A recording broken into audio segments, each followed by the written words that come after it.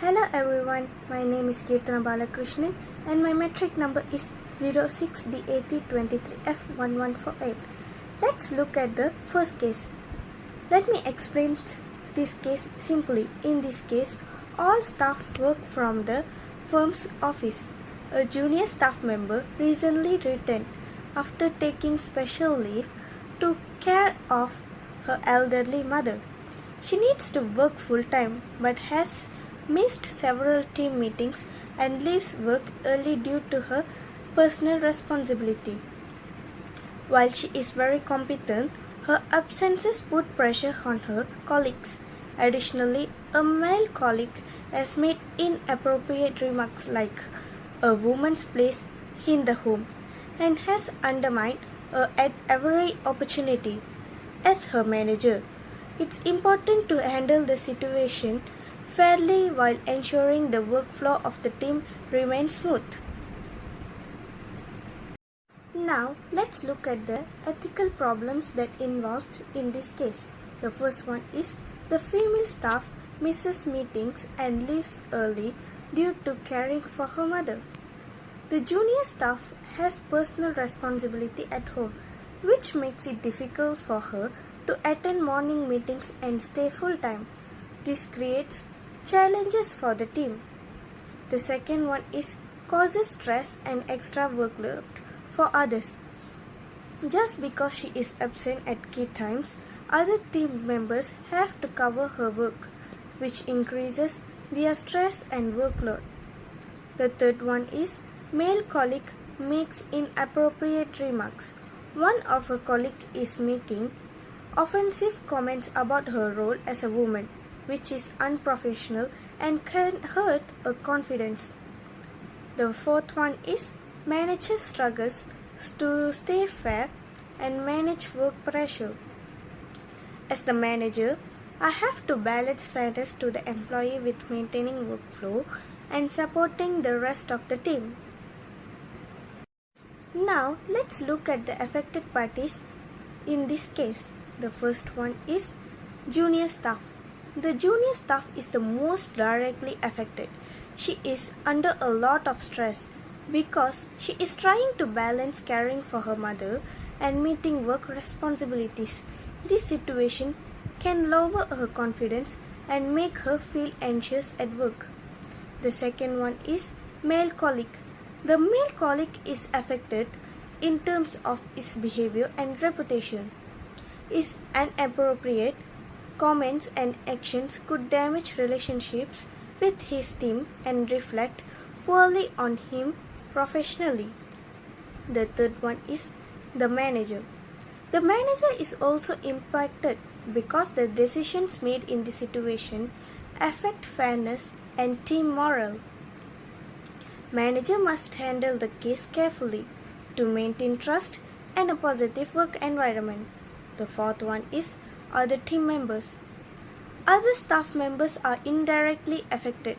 They face additional workload and stress when one colleague is absent or unable to complete tasks on time, which can affect overall team performance.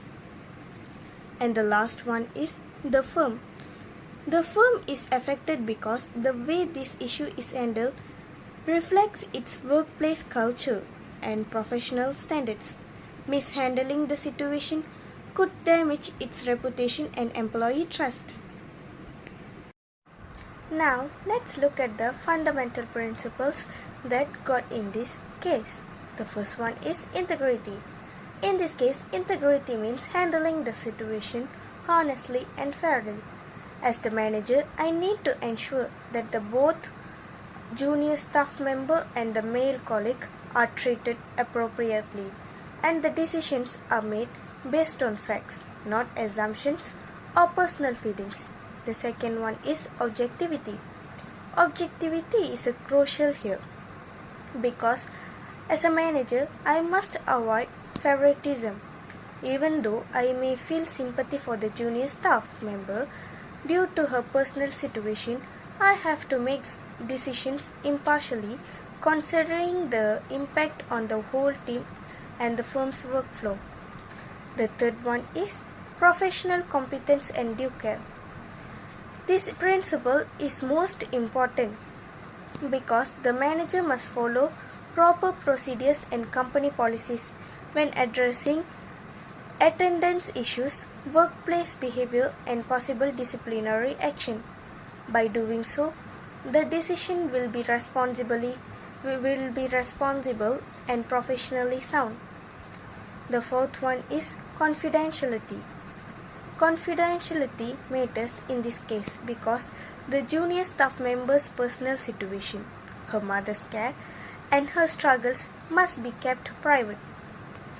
Sharing these details could harm her reputation or create tension among other staff.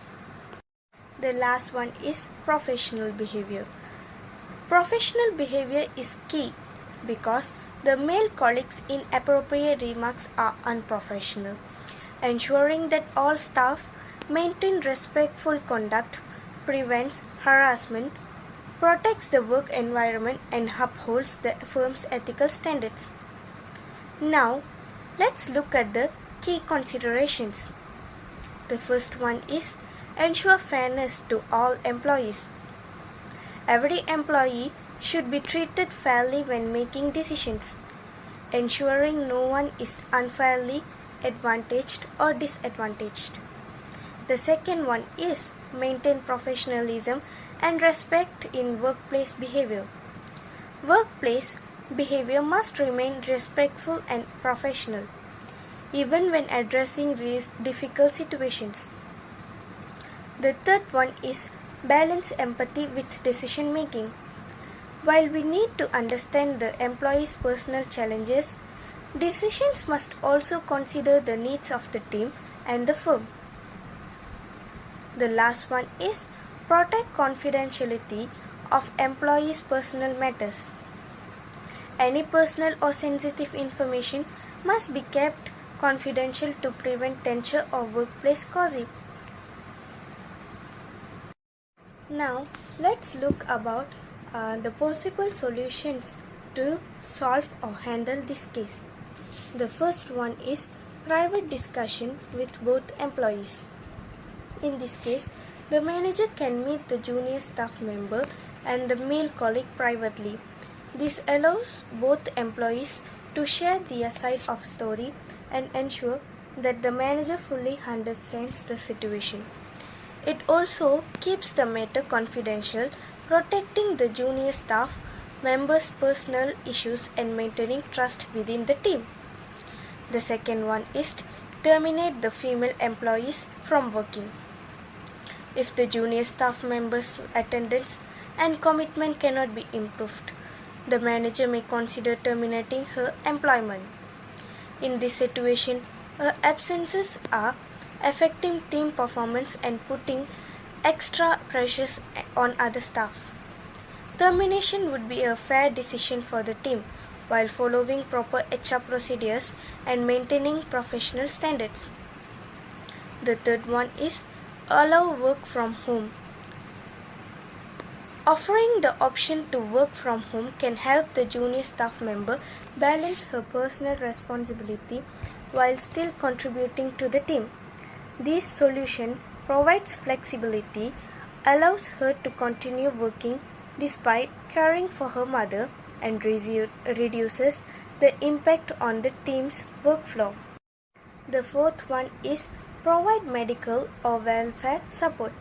The manager could provide medical or welfare support for the junior staff member or her family. This shows compassion and helps reduce stress related to her mother's care. By offering this support, the firm may prevent further absences and improve the employee's ability to focus on work when she is present. The last one is provide counseling or employee assistance. Recommending professional counseling or employee assistance can help the junior staff member manage emotional stress and work pressure.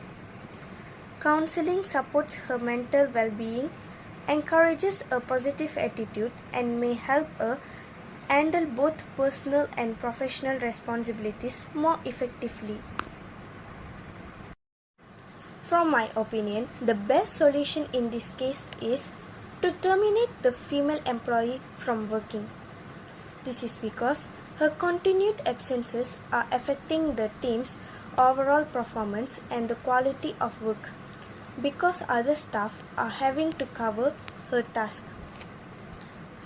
By taking this action, the firm ensures fairness to other employees who are following company rules and meeting their responsibilities. Additionally, this decision protects the firm's workflow and maintains its professional reputation. It is important that the termination is carried out following proper HR procedures and ethical standards to ensure transparency and fairness. Finally, this solution reinforces the expectation that all staff must act professionally and take responsibility for their duties, which is essential for maintaining a functional and ethical workplace. Now, let's look at the threats that involve in this case. The first one is intimidation threat. The junior staff member feels pressured and uncomfortable because of the male colleagues' inappropriate remarks and undermining behavior. The second one is self-interest threat. Personal motives could be influence behavior. For example, the male colleague may act in his own interest rather than in a professional manner. The third one is familiarity threat. Close relationships or sympathy for the junior staff member could affect the manager's ability to remain objective. The fourth one is advocacy threat. Supporting the employee too strongly may bias the manager's decisions and compromise fairness. The last one is self-review threat. Previous handling of similar situations or prior decisions may unconsciously influence how the manager addresses this case.